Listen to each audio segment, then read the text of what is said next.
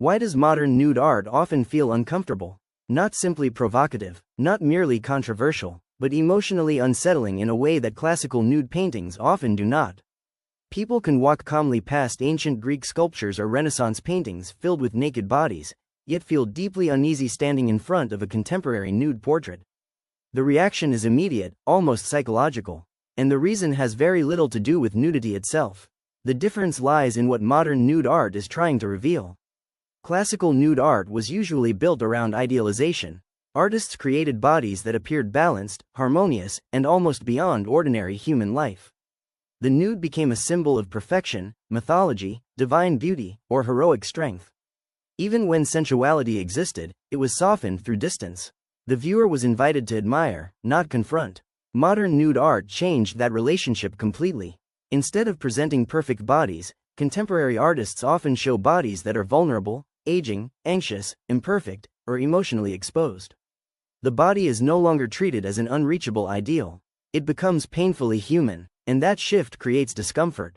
Artists like Lucian Freud painted flesh with brutal realism, creases, weight, exhaustion, and physical tension. His portraits refuse glamour. The viewer cannot escape into fantasy because the paintings insist on reality.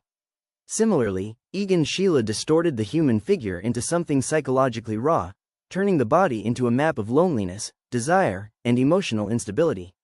In modern art, the nude often stops being about beauty and starts becoming about exposure. Not exposure of skin, but exposure of identity.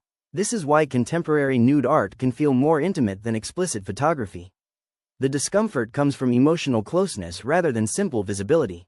The figures often appear psychologically unprotected, as if the viewer is witnessing something private, fragile, or unresolved. There is also the collapse of aesthetic distance. Classical paintings used mythology, religion, and idealization to separate the viewer from the body. Contemporary artists frequently remove those protective layers. They present ordinary people in ordinary physical reality. No goddess, no symbolic disguise, just flesh, vulnerability, and presence. And modern audiences are often less prepared for that honesty than they realize. Today's culture is saturated with edited images, beauty filters, and carefully controlled self-presentation.